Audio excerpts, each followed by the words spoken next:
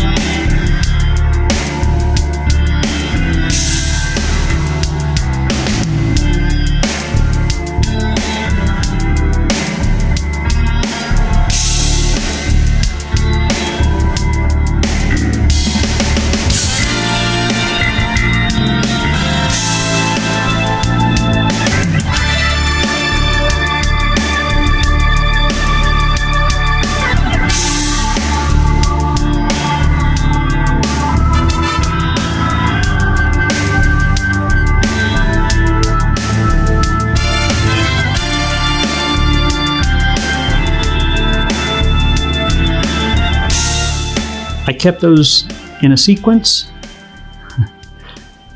They're both really, really similar. This one has, of course, it's an inexpensive lens. What is it, $900? And it has that drawback of only having that single little box. So when you're taking photos, you only have, but it's that little center to focus in. But it's no different than the old DSLRs, right? That's it. Now this one, if I'm shooting like this, I can easily get to this focus ring, which is right here. You know, no problem. It's now, when I zoom out, oops, there we go. There we go. Now, it's a lot more unbalanced. Can I do it? Of course. And maybe it's just something that I need to get used to. I like shooting things close. Look at the difference now. Look at that. That's a massive difference. And I really don't care. The weight doesn't bother me at all. Maybe it's just something that I can't crack this cheap. Anyway, maybe it's just something that I need to get used to. I like this one when a camera's on there because of the weight in the back there, and it's really easy to get to that focus ring that's right about the same point, that same spot. So if I've got a butterfly or the dragonflies that I like to shoot, that's one thing that I look for in a lens.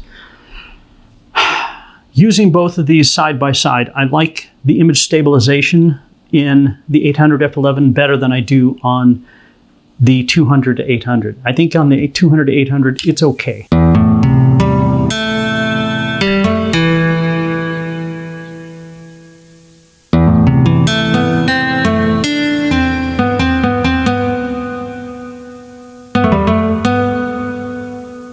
It's not great. These are just my opinions based on the limited use that I've had with this. So yeah, I've gone back and forth on, do I return it? No, I'm not going to sell it. I would just return it to B&H and have them put that money back on my credit. Or do I just continue to use it, shoot the heck out of it, and have a lot of fun with it? For distance objects, it works really, really well. But when you start shooting a lens at its minimum focus distance, that's when you run into a little bit of a problem because sometimes it locks on the background. Occasionally off in the distance, it does that too. So what I will find is I will quickly switch the focus point using the focus ring, and then it becomes okay. And then I can get what I want. Now, most people, I've seen comments from the video that I put up today. Well, I have 2 points that I use for focus. I do as well. On both of these cameras, they're set the same. One button is set for single point focus, so I'm quickly moving that all over the place. And I use that for a lot of my butterfly shots, as I've said. When a butterfly is sitting off the side, here's your leaf, and the butterfly is sitting off like this, right? I will focus right on the eyes, and then I have no background, and I get the shot that I want. But I also have another button set off to the side for eye autofocus. So I go between the two of those all the time. But I do use my manual focus button constantly. The reason for that is since I like shooting either mostly primes, but these I shoot as primes, always at the farthest extension. It's kind of cool to have the 200 on this to zoom back out and get some video. And then the stabilization is a little bit better. And it's not that I'm not used to shooting long lenses. As I said, I like reach. 800 to me is the perfect focal length for wildlife or all the little things that I like to shoot. 700 at an f10 on the 100 to 500, it is also pretty fantastic. So I'm used to that. I did like the images that I got with this. I don't know that they're any sharper than what I got with the 800 F11. You can tell me because you will have already seen those. I am going back to Hahn because I want to shoot the R7 with this. And I'm not sure where I'm going to go. I only have a limited amount of time to get all this stuff edited. And even if I just sit there all day and edit photos, man, it's an absolute blast. So before I get too much farther into this, let me share with you some of the Hummingbirds that I did shoot with the R5 body and the 200 to 800 at Kenneth Hahn Park. I like going there because you can, it's just like, it's easy to get the Hummingbirds. Check these out.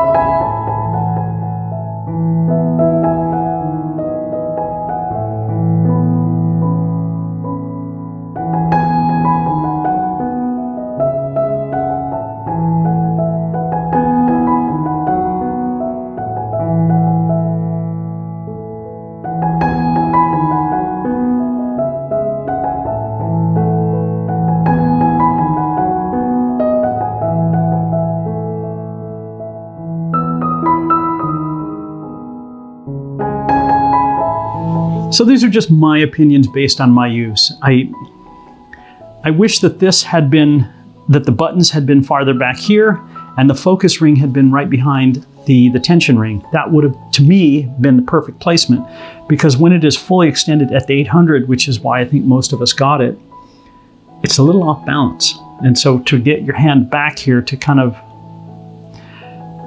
to me, it's a slightly bad design. But I do like the photos.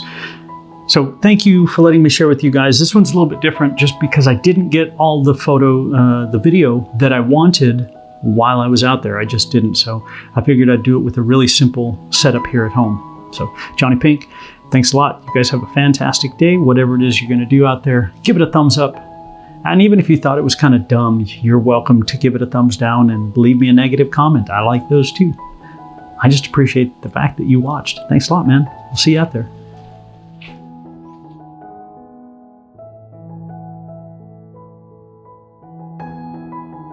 Having this right here. Oh, look, that's what's throwing off the camera. It's funny because I'm recording on the Telson over here too.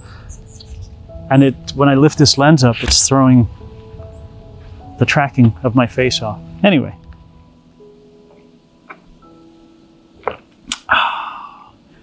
Cheap tequila is like a fine wine, except I'm not a wine drinker. I like the